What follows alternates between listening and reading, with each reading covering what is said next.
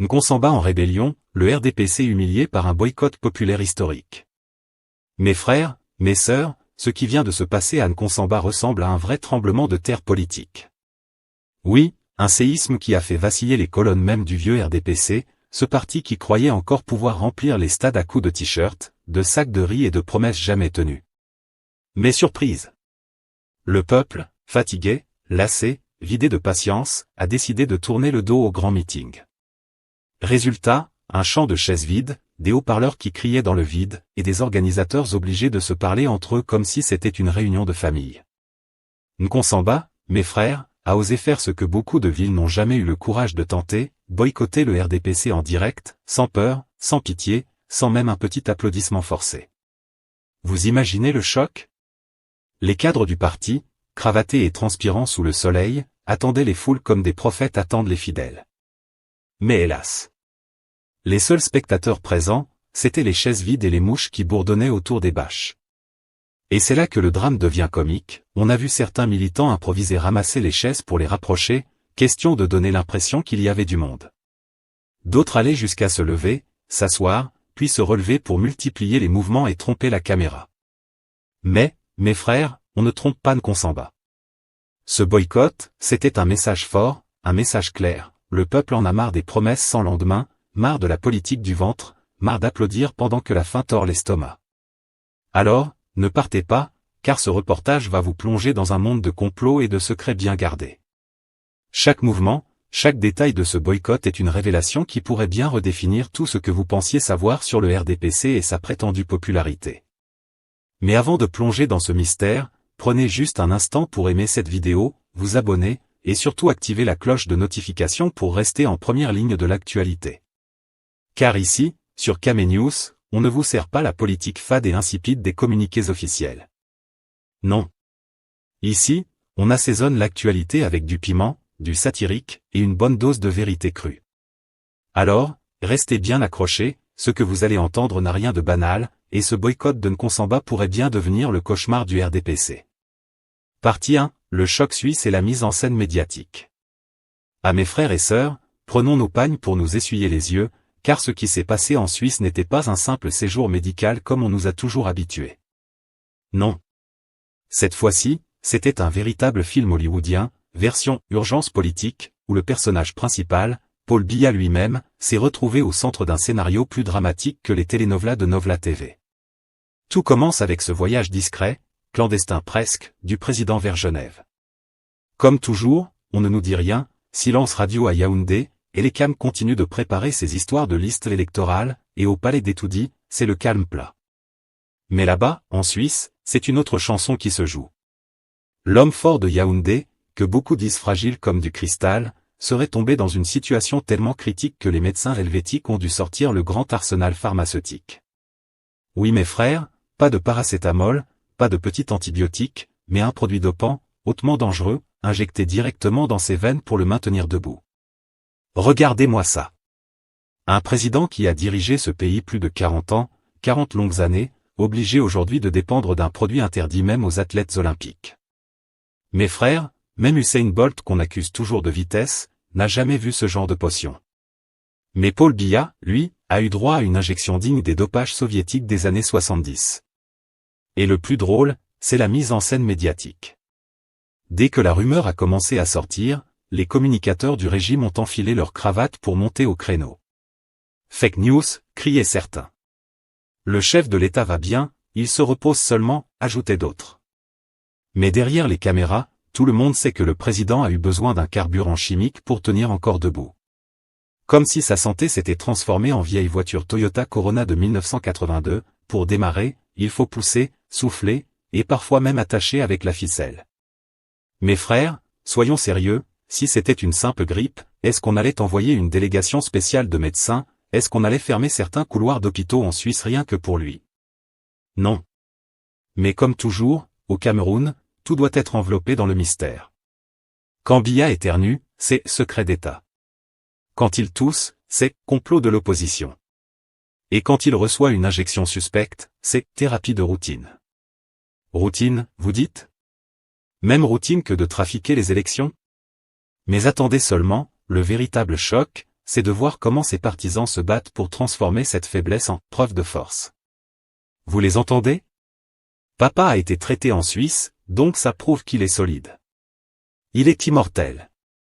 Il est prêt pour 2030. Ah bon? Donc maintenant, prendre des dopages, c'est une qualité présidentielle. Si c'est comme ça, pourquoi ne pas injecter ça aussi aux étudiants avant les examens du baccalauréat? Ou bien aux lions indomptables avant la CAN? Ça aussi serait preuve de performance? Mais non mes frères, la vérité est là, nue comme un coq sans plume, le Cameroun est devenu otage de la perfusion d'un vieillard. On gouverne ce pays au rythme des seringues, des injections et des séjours à Genève. Pendant ce temps, les jeunes meurent dans les hôpitaux faute de seringues, faute de paracétamol à 100 francs, faute même de simples gants médicaux. Ironie tragique, n'est-ce pas? Et c'est là où le peuple camerounais doit ouvrir grand les yeux, si un président a besoin d'un produit dopant pour simplement sourire devant la caméra, comment peut-il gouverner un pays qui croule sous les crises sécuritaires, économiques et sociales? Comment peut-il encore prendre des décisions lucides, alors que son cerveau fonctionne désormais comme une radio qui capte la FM seulement quand on tape dessus? Voilà donc le choc suisse, ce n'est pas seulement une affaire médicale, c'est une mise en scène politique où on veut transformer une faiblesse mortelle en force imaginaire. On veut faire croire au peuple qu'un homme sous dopage est encore capable de porter la charge d'une nation de 30 millions d'âmes. Lecture politique, quand la mobilisation payée se heurte à la dignité. Même si chers téléspectateurs de Caménews, même si la CRTV un instant et regardons bien la de Paul Biya, la vérité est simple, qui distribue le Cameroun vit comme des bonbons pour des injections sales, et des Ben Skinner qui acceptent nationale maquillée puis qui refusent de jouer le jeu. Ce n'est pas seulement une histoire de billets et de motos. C'est une parabole politique. Oui, parce que chez nous au Cameroun, la politique a trop longtemps fonctionné sur un principe simple, on vous donne un peu, vous nous donnez beaucoup. Un t-shirt, un sac de riz, parfois une bière, et en échange une journée entière d'applaudissements. Mais Nkonsamba vient de montrer que ce marché est en train de se casser comme un vieux banc au village. D'abord, regardons le symbole des 5000 francs. On peut croire que c'est un cadeau. Mais dans la bouche du peuple, ça devient une insulte. Parce que 5000 francs, ça ne suffit même pas pour réparer un pneu de moto percé sur la route de Nkonsamba à Melon. Ça ne nourrit pas une famille de 5 personnes pendant 2 jours. Et pourtant, c'est ce que certains responsables politiques osent proposer comme prix de la dignité d'un citoyen. Comme on dit chez nous, quand tu veux acheter un éléphant avec une cacahuète, il faut attendre à ce que le pachyderme te piétine. Et c'est exactement ce que les Ben Skinner ont fait, ils ont piétiné l'offre, ils ont craché dessus, ils sont partis. Ensuite, parlons du rôle des mototaximens. Beaucoup de politiciens croient encore que les Ben Skinner sont des jeunes désœuvrés, illettrés, faciles à manipuler. Mais attention. Le Ben Skinner, c'est plus qu'un chauffeur de 2 roues. C'est le poumon de la ville. C'est lui qui connaît tous les coins, toutes les rumeurs, tous les problèmes. Un Ben Skinner, c'est une radio ambulante, c'est même une base de données vivante. Quand tu es sur sa moto, il te raconte tout ce qui se passe dans le quartier. Alors croyez-moi, si cette corporation l'a dit, non, ce n'est pas un simple refus. C'est une déclaration solennelle qui résonne partout. Et puis, regardons le dialogue rapporté entre le maire et le chef des Ben Skinner. Le maire dit, « Je voulais 500 motos, vous n'avez pas atteint ce chiffre. » Et le chef répond, « Mes excellences, est-ce qu'il y a même 500 motos à Nkonsamba premier? Si vous vouliez ce nombre, fallait envoyer vos charters à Douala. » Ah mes frères, ça c'est du Cameroun pur jus. La franchise qui déchire le vernis. On voulait manipuler la foule, on se retrouve humilié par la logique simple du terrain. Un proverbe dit, celui qui veut remplir la calebasse avec du sable fin, qu'il ne se plaigne pas quand le vent emporte tout. Mais le plus intéressant, c'est la suite. Les Ben Skinner ajoutent, quand vous nous voyez sur les motos, vous croyez que nous sommes illettrés? Nous avons des diplômes, mais vous avez tout confisqué. Voilà le nœud du problème. Les jeunes ne refusent pas seulement 5000 francs. Ils refusent le mépris. Ils refusent qu'on réduise leur intelligence à une plaque d'immatriculation. Ils rappellent qu'ils sont Ben Skinner par contrainte, pas par choix. Que derrière chaque guidon, il y a un diplômé frustré, un chômeur qui n'a trouvé que ça pour survivre. Et quand ces jeunes-là décident d'exprimer leur colère, aucune enveloppe ne peut les calmer. Ce qui s'est passé à Nkonsamba, c'est donc un vrai choc de 2 visions. D'un côté, une classe politique qui croit encore que la politique se fait avec des billets et des promesses vides. De l'autre, une jeunesse qui dit haut et fort, on ne mange plus vos slogans. Et le clash est violent. Car au fond, ce refus des Benskinner, c'est comme un procès public contre un système. Imaginez un peu, vous voulez organiser un meeting, vous avez la salle, le ministre, le maire, l'argent, mais vous n'avez pas le peuple. C'est comme préparer un ndolé avec la marmite, le sel, le piment, mais sans feuilles de ndolé. Résultat, c'est fade, c'est vide, et ça ne passe pas. Enfin, chers téléspectateurs, il faut voir la portée symbolique de ce boycott. Nkonsamba n'est pas la première ville où des foules payées refusent de venir, mais c'est la première fois que le refus est si clair, si frontal, si humiliant pour les organisateurs. C'est un tournant, le peuple dit « assez ». On ne peut pas éternellement transformer des citoyens en figurants de meeting. Les Camerounais commencent à comprendre que leur présence vaut plus que quelques billets. Et ça, c'est une révolution silencieuse, mais redoutable. En clair, ce n'est pas seulement le meeting qui a été boycotté. C'est toute une pratique politique qui vient d'être giflée en public. Nkonsamba a dit non au mépris, non à l'achat de conscience, non à la manipulation. Et cette leçon, mes frères et sœurs, risque de faire école dans tout le Cameroun. Dites-moi en commentaire, est-ce que vous pensez que ce refus est le début d'une grande rébellion silencieuse des jeunes Camerounais, contexte ou bien local, ce n'est qu'un coup d'éclat Nkonsamba, isolé de la Nkonsamba. La fierté d'une ville est l'enjeu d'un fils du pays. Mes chers téléspectateurs, asseyez-vous bien. Parce que pour comprendre ce qui s'est passé à Nkonsamba, il faut d'abord comprendre Nkonsamba elle-même. Nkonsamba, ce n'est pas une petite ville qu'on peut balayer d'un revers de main comme une feuille de manioc tombée dans la soupe. Non. Nkonsamba, c'est une cité avec une histoire, une fierté, un caractère. On dit souvent, si tu veux savoir où va le Cameroun, regarde comment bat le cœur du Mungo. Et ce cœur-là, mes frères et sœurs, il a battu fort le jour du meeting raté. Nkonsamba, c'est d'abord une ville qui a connu ses heures de gloire. Jadis capitale du café et du cacao, ville carrefour avec ses trains qui sifflaient comme des chansons d'espérance, elle a porté toute une région sur son dos. Mais depuis, Nkonsamba est devenu le miroir des promesses brisées, infrastructures en ruine, chômage qui grince comme un frein de moto sans plaquette, jeunesse déboussolée. Voilà pourquoi, quand les politiciens débarquent avec leurs gros véhicules 4x4 climatisés, la population les regarde avec des yeux froids, comme pour dire « Ah, vous voilà encore avec vos histoires ?» Et dans ce décor, il faut ajouter la figure du « fils du pays », le ministre le jeune Mbella Mbella. Originaire du coin, au cadre du gouvernement, il incarne aux yeux du parti cette carte maîtresse censée maintenir la flamme du RDPC dans la région. Mais attention, être « fils du pays » n'est plus une garantie automatique. Autrefois, quand un grand revenait au village, on arrêtait même les chants, on sortait les tam-tams, on dansait jusqu'à la nuit tombée. Mais aujourd'hui, les choses ont changé. Le peuple ne se contente plus de la généalogie. Il veut des résultats. Il veut voir les routes bitumées, il veut sentir l'électricité dans ses maisons, il veut des écoles qui ne fuient pas comme des paniers percés. Or, à Nkonsamba, ce que la population vit au quotidien, c'est tout le contraire. C'est pourquoi ce meeting devait être un moment de démonstration, une sorte de rappel à l'ordre du RDPC pour dire, vous voyez, malgré tout, le Mungo reste fidèle au parti. Mais hélas, la réalité a dégonflé ce ballon en plein vol. Les Benskinner, censés jouer les figurants de luxe pour applaudir le ministre, ont préféré tourner le dos et aller chercher des clients.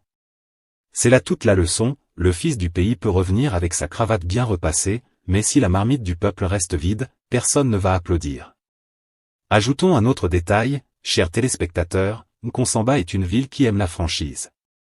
Ce n'est pas Douala où on peut noyer la vérité dans le bruit des klaxons, ni Yaoundé où les discours officiels endorment les foules. À Nkonsamba, quand quelque chose ne va pas, on te dit ça droit dans les yeux. La réplique du chef des Benskinner est éloquente, est-ce qu'il y a même 500 Benskinner à Nkonsamba premier? Quand vous nous voyez sur les motos, vous croyez que nous sommes des illettrés? Nous avons des diplômes, mais vous avez tout confisqué. Bam! Voilà le coup de massue. Ce n'est pas seulement une réponse au maire, c'est un cri qui résume l'amertume de toute une jeunesse camerounaise. Et vous savez, mes frères, dans ce genre de scène, les symboles comptent. Le maire, représentant local du parti, pensait faire plaisir à son ministre en offrant une salle pleine comme un panier de safou en saison. Mais ce qu'il a offert, c'est une salle vide, symbole d'un peuple qui refuse d'être pris pour un troupeau. Dans nos villages, on dit, si ton chien refuse de suivre, ne l'accuse pas, regarde la main qui tient la corde. Ce jour-là, la corde du RDPC s'est cassée net à Nkonsamba. Enfin, il faut comprendre que ce flop n'est pas seulement local. Parce que Nkonsamba, c'est aussi un carrefour politique. C'est une ville qui a toujours été surveillée, courtisée, manipulée par les grandes têtes du régime comme par l'opposition. Donc, quand Nkonsamba dit non, ça résonne au-delà du Mungo. C'est comme quand le tam-tam sonne dans une chefferie, même ceux qui sont au marché entendent la vibration. En résumé, Nkonsamba n'a pas seulement boudé un meeting. Elle a rappelé à tout le Cameroun qu'une ville n'appartient pas à un parti, qu'un peuple ne se réduit pas à un décor de campagne, et qu'un fils du pays, même ministre, doit rendre des comptes à ceux qui l'ont vu grandir. Question pour vous, chers abonnés, est-ce que selon vous, le ministre le jeune Mbella Mbella va pouvoir regagner la confiance de sa base après ce camouflet? Partie 4, conséquences et divorce est déjà consommé entre Nkonsamba et le RDPC. Mes chers téléspectateurs, ne vous laissez pas tromper par l'apparente banalité de l'affaire. On pourrait croire que ce n'est qu'un petit meeting raté, un simple malentendu entre le maire de Nkonsamba Ier et les Benskineurs de la ville. Mais en réalité, c'est un véritable séisme politique à bas bruit. Comme dit le proverbe de chez nous, quand le coq ne chante plus le matin, c'est que le soleil est déjà en train de se lever sans lui. Eh bien, à Nkonsamba, le RDPC a voulu faire chanter le coq avec des billets de 5000 francs, mais la population a montré qu'elle n'avait plus besoin de ce chant pour voir la lumière. Première conséquence, le ridicule politique. Imaginez la scène, un maire en sueur, un ministre qui attend son bain de foule, et une salle vide comme un amphithéâtre de l'université de Yaoundé un vendredi soir. C'est la catastrophe symbolique. Chez nous, on dit, le grand homme qui sort et ne trouve personne devant sa cour, ce n'est plus un chef, c'est juste un voyageur perdu. Quand le parti au pouvoir, avec toute sa machine d'État, tout son argent et toutes ses injonctions, n'arrive même pas à remplir une salle avec des jeunes qu'il prétend contrôler, c'est un message clair, l'ère des foules dociles qu'on transporte à coups de billets est en train de prendre fin. Deuxième conséquence, la crédibilité des méthodes de mobilisation.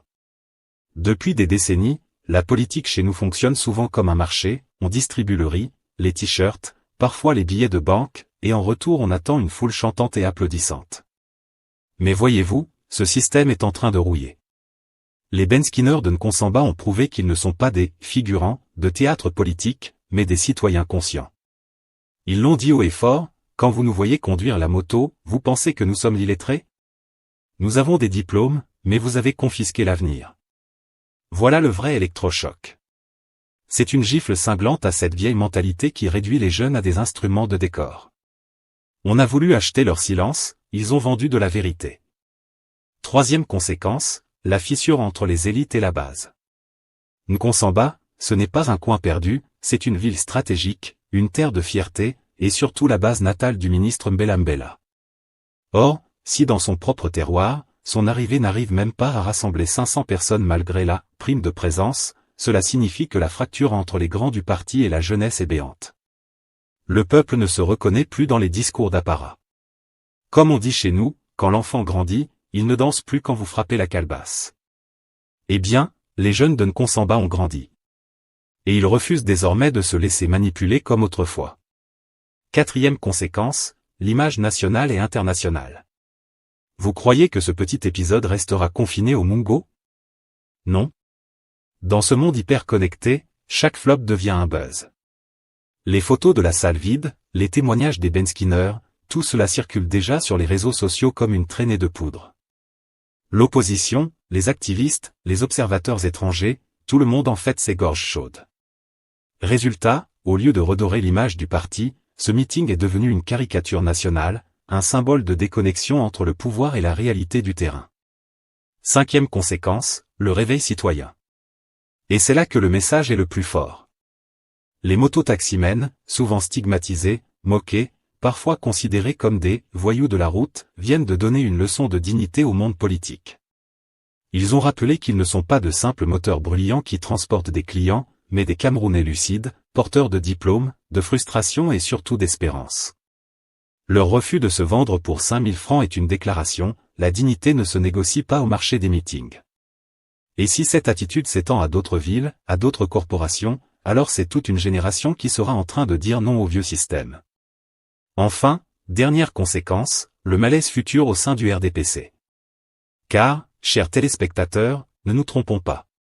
Dans un parti qui s'est toujours vanté de sa discipline et de sa capacité à mobiliser, ce genre de fiasco fait mal, très mal. Les cadres locaux seront convoqués, les boucs émissaires seront cherchés, certains seront peut-être même sacrifiés pour sauver la face. Mais la vérité est là, même avec de l'argent, le parti ne parvient plus à créer l'illusion d'une adhésion populaire massive. C'est comme un vieux moteur, on peut le pousser, le remplir d'essence, mais quand les pièces sont usées, il tousse, il crache et il finit par s'arrêter. En résumé, ce meeting raté n'est pas qu'un accident de parcours. C'est un révélateur. Révélateur d'un peuple qui en a marre de jouer le rôle de foule de service.